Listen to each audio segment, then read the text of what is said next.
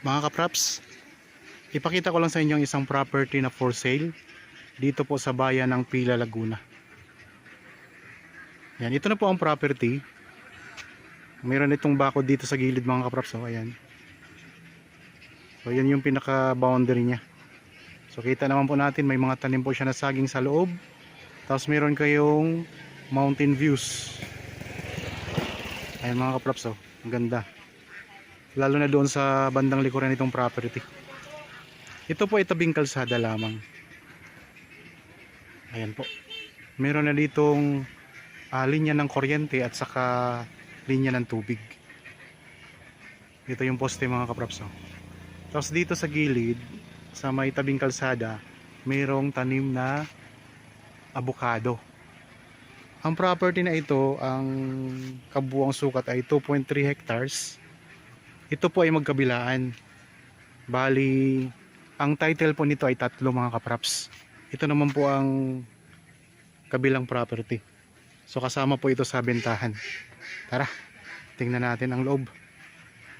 Bali, ang direksyon na ito po kasi ay boundary na ng Pila at saka Victoria. Kaya ang doon po yung itong direksyon na ito ay papunta po yan sa bayan ng Victoria. So yan lang po ang boundary ng Victoria mga kapraps. Ayan po yung ayan lang po yung yung tinuturo ko. Yung may puti na semento. Yun po ang pinaka boundary ng Pila at saka Victoria. Tapos dito naman po, itong direksyon naman po na ito ay papunta to sa town proper ng Pila, Laguna. Mayroon din kasing daan dito. Pero doon sa kabila, pwede rin tayong dumaan papunta sa Pila, sa town proper. So ito yung kabilang property. Ayan, may mga tanim na mangga. So unahin natin tong kabila mga kapraps. Sabay po itong binebenta. Accessible po siya kasi tabing kalsada lang. Ang frontage nito ay nasa 100 meters. Kaya mahaba po yan mga kapraps. Okay, pasok tayo. Yan, meron na rin pong bakod dito sa gilid o sa harap ng kalsada. Ayan po, may bakod na yan mga kapraps. May mga part lang na kailangan nating ayusin kasi medyo natanggal na po yung mga bakod, na alis na po. Okay, pasok tayo. Yan, ito na po yung loob ng property. So, tanaw natin dito ang bundok. Ayan, ang ganda ng bundok mga kapraps. So may mga tanim siya na mangga, may mga guyabano, may mga saging, may kakao. Tara, ikot tayo. Mayroong puno ng balimbing dito. Maganda dito mga kapraps, nag-alaga tayo ng ng mga kambing, pwedeng baka. Marami kasing pwedeng kainin sila dito. Yan, mayroong balimbing, 2 puno ng balimbing dito. Tara, ikutin natin to.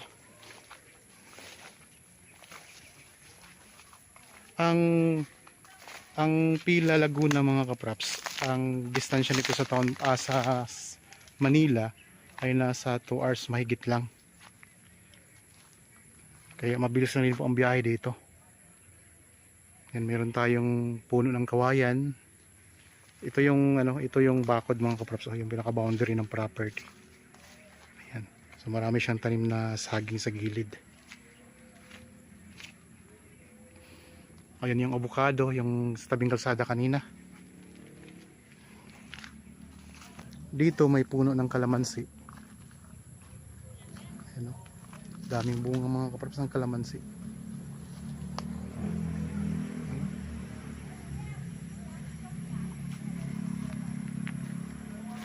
May mga tanim na madri kakao. Tapos mayroon din puno ng kakao, may puno ng suha. Ang ganda ng lupa mga kapraps kasi patag siya. Meron itong kasamang bahay sa loob. Ayun po ang bahay mga kapraps. So kailangan lang po nating, may mga part na siya na kailangan nang i-renovate. Yan, may puno ng mangga. May mga mangga, marami siyang mangga mga kapraps. Meron kayong papaya dito.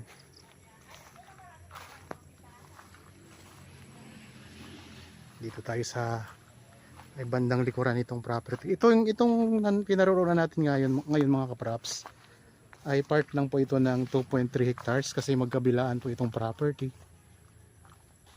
Yan, meron ditong puno ng langka at saka abukado. Yan, may alaga silang kambing dito.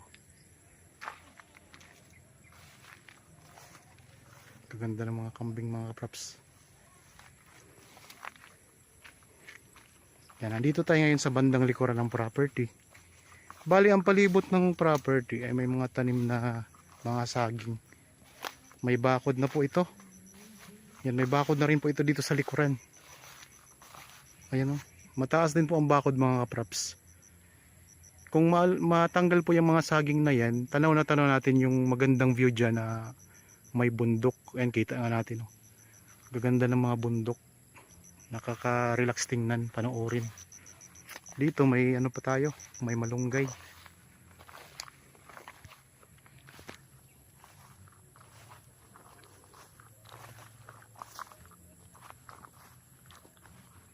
So ito mga kaprops, yan ang daming puno ng saging. Napapagitnaan po yung property ng kalsada. Tatlong titulo.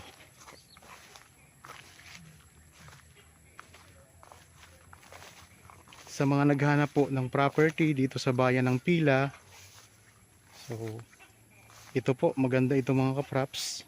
Kung interested kayo, pwede kayong magpa-schedule sa amin ng actual viewing para makita nyo itong property ng personal. Tingnan nyo kung matanggal, umaalis natin itong mga damo dito, so mas lalong makikita natin ang ganda ng property na ito mga kaprops.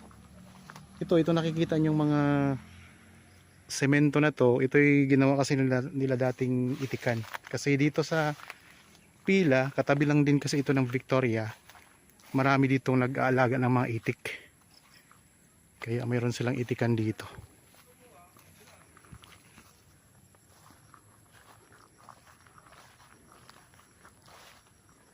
Mayroong parang siyang niyog, pero hindi po yan niyog mga kaprops. Puno siya na mukhang niyog lang, pero mas malaki siya kaysa niyog. Hindi ko alam kung anong tawag dyan. Dito mayroon tayong poso. Yan yung source ng tubig. Tingnan natin.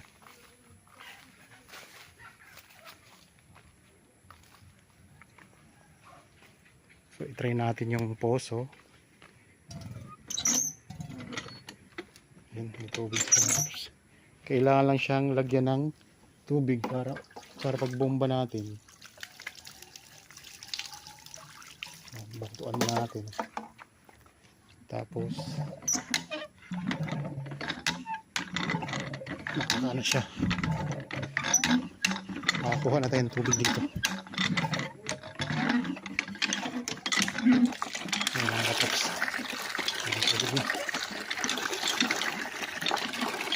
wala na kayong problema sa tubig dito, may source na kayo ng tubig. Itong bahay hindi na lang natin pasukin kasi for renovation na talaga to. Meron din pala ditong puno ng rambutan. Ayan o, may mga bunga na rin yan mga crops. Daming ano doon o, kalamansi, mga hinog na. Ito, may mga hinog na yung rambutan. Ayun doon, pakita mo din yung number ng dami. Biyabano, may kamyas. Meron din puno ng kamyas. Dito merong gate na palabas sa property. Meron kasing palayan dito. Hindi na ito sakop ang palayan ano? Ako ya, pabukas na doon. Yung property doon buksan.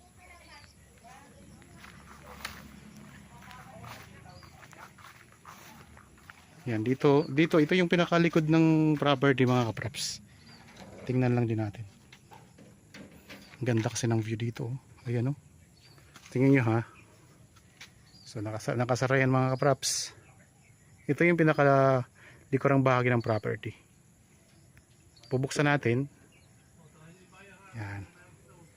Yan, ganyan kaganda ang matatanaw nyo dito. Wow, ganda oh. May palayan sa likod. Pero hindi na po yan kasama ng property mga kapraps. So ito lang po, hanggang dito lang po ang property. Itong bakod na to. Yan, hanggang dyan lang po ang property. Ganda.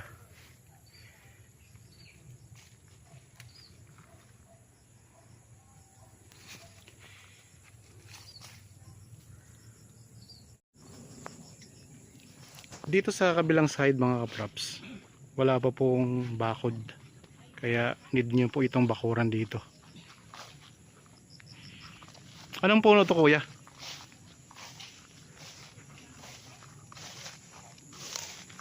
May magandang puno pa dito, napakaganda ng lilim niya. Pwedeng tambayan ninyo. Yan. Napakayabong.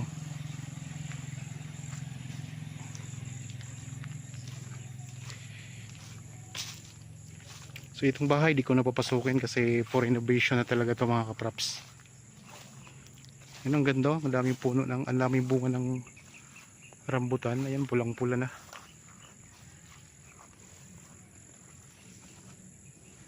Ganda mga kaprops.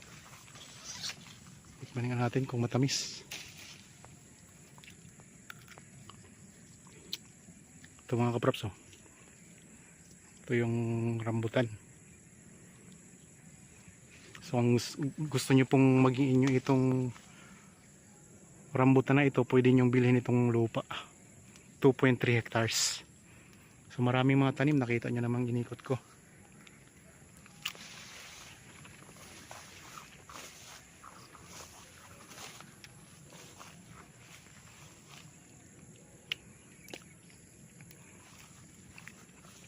Mga medyo hinog na siya.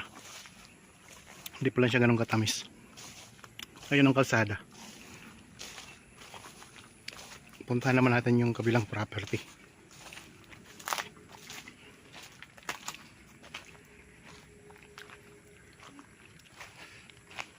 Marami siyang puno ng mangga. Sa mga nanonood ngayon na may mga property din gustong ibenta, pwede nyo po kaming tawagan, makontak sa mga contact details na nandyan sa inyong mga screen. Pwede po sa Viber, Facebook Messenger, WhatsApp, saka sa cellphone number.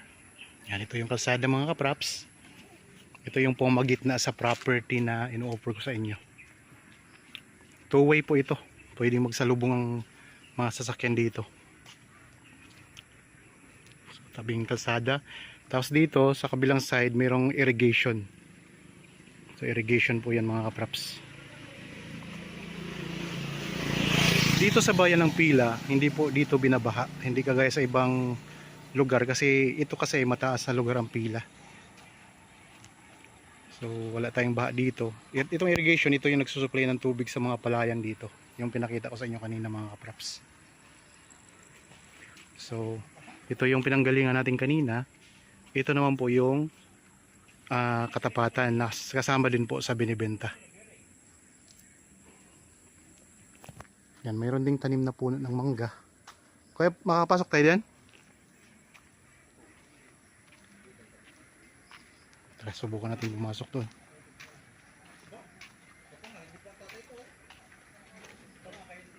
Nasa 50 meters ang frontage.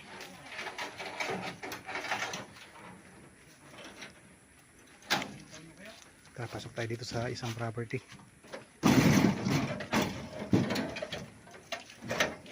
Tingnan natin kung anong matanim sa loob. Okay, ito.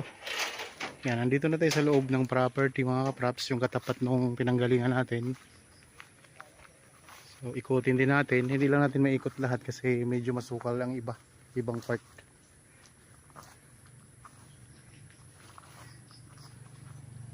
Ang dami ding bunga ng ano. Ang daming bunga ng rambutan. Dahil may lansones din po. may katabing lansones. Tapos meron ding puno ng kamyas. Ayan. So pwede ito sa ano, sa yung tulingan. Yan, pwede yan sa tulingan mga kapaps. Dito may marami din siyang mga ano, mga lansones. Pero ang puno ito. Ha? Lychees. Lychee, yung lychee pala to. Ito pala lychee mga kapraps. Tapos dito, yan may bakod din hanggang dyan sa bakod. Yan, may bakod din dito. Tapos may kawayan din. Meron ding ano, maliit na kubo na kailangan na rin pong i-renovate. Puro renovation na rin. So medyo masukal-sukal na nga lang dito. Pero dito sa part na ito mga kapasayan, malinis din po ang lupa. Palibot na ng bakod, no? Doon, siraan ba ako doon? Sa may harapan lang medyo ano. Doon, siraan ba ako doon? Tinamnan nyo ito tayo ng mga gulay. Yan. Ikaw nagtanim yan? Oo. Hmm. Yan, nananakaw. Ayun, may mga tanim na gulay. Malapit pa sa bahay. Malaki, hindi ko kasi makikita. Nakakabila kayo. Pag ako nasa tubigan. Itong punong ito yung Madrid cacao, no? Ito yung pantaboy sa mga ahas. Sabi nila.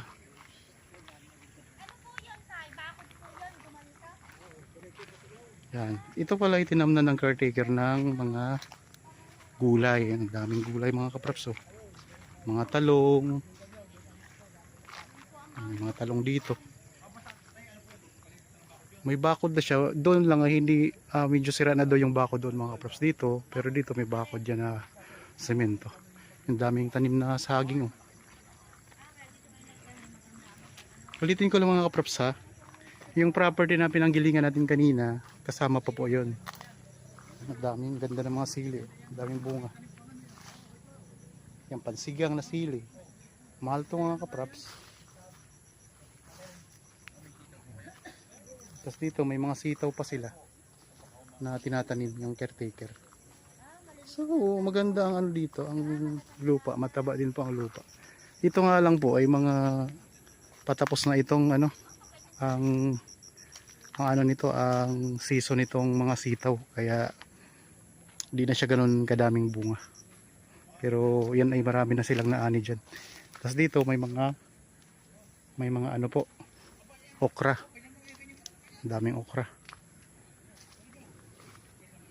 Sayang ano, parang itong mga okra na ito may mga matatanda na, so gagawin nila yung ano, parang itanim na rin nila uli. Tapos ito yung bakod mga kapraps. Ayan, oh. Mataas din po ang bakod dito. Ito yung sa bandang gilid ng property. Yung pangalawang property na pinasok natin. Dito po tayo.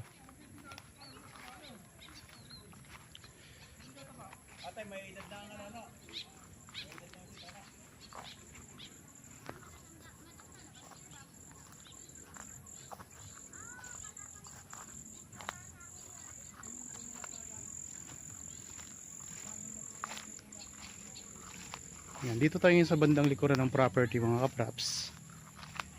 Itong may tinanim sila na mga gulay.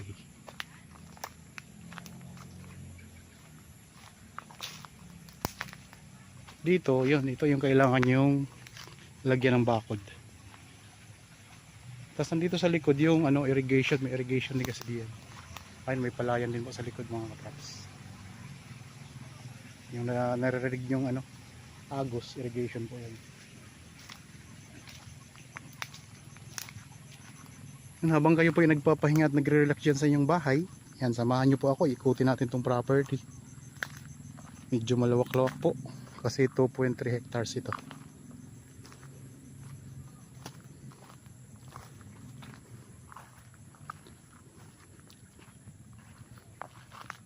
Dito sa part na ito walang bakod siya, kaya ito ay pwede nyo bakuran ng barbed wire kung kayo po ang makabili nito mga kapraps. Excuse me. So So dito wala na tayong ano lang dito, mga hindi naka ganon kadaming tanim. Medyo masukal na ditong part. Kailangan lang tabasin itong mga damo-damo.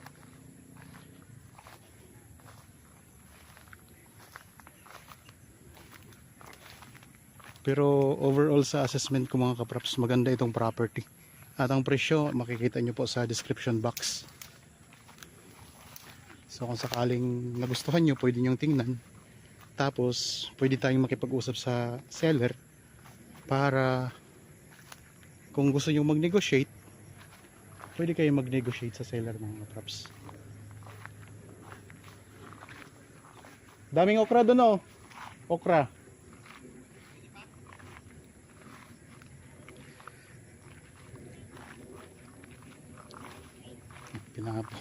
Pinapapunta natin sila sa okra. Yan, itong mga bahay na nandito sa property, kailangan na talaga nating i-renovate mga kapraps. Kasi matagal na ito at may mga sira-sira na. So para maging kampante kayo sa inyong titirhan na bahay, renovate nyo po. May kawain kayo dito sa gilid. Yan, naikot na natin, pabalik na tayo. Balik na ulit tayo sa labas.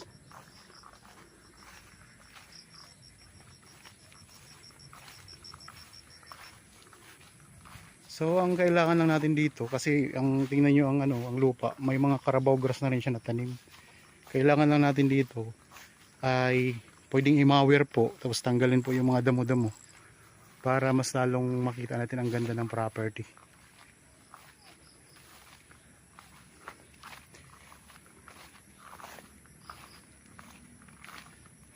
Kaya kung nagustuhan nyo po mga kapraps, kontakin nyo lang po kami sa mga contact details na nandyan sa inyong mga screen. Itong property po ay nasa boundary po ng Pila at saka Victoria, pero po ito ay sakop pa ng Pila. Tabing kalsada, actually napapagitnaan po siya ng kalsada mga kapraps kasi ang property ay magkatapatan. Okay. Ayan po ang property na pinanggalingan natin kanina. Ayan. So yun yung inuna natin kaninang videohan. Malapit na lang din po ito sa National Highway mga kapraps. Siguro nasa ano lang ito, mga 5 minutes travel time na siya, nasa National Highway na tayo. Yan, diretso po yan, pupunta na po yung National Highway. So pwede kayong dumaan dyan, papuntang Los Baños, papuntang Calamba, pwede po, papuntang Manila na. Okay, naikot na natin mga kapraps. Ito yung kasama ng property. 2.3 hectares ang kabuuang sukat. Sana nagustuhan nyo po itong property na in-offer ko sa inyo ngayon. Para po sa mga bago pa lang sa aking channel at napadaan lang po dito sa aking channel, huwag nyo pong kalimutang mag-subscribe at pindutin na rin po ang notification bell para maging updated kayo sa mga bagong property na i-offer namin. Maraming salamat po. Lagi tayong mag-iingat at God bless po sa ating lahat mga kapraps.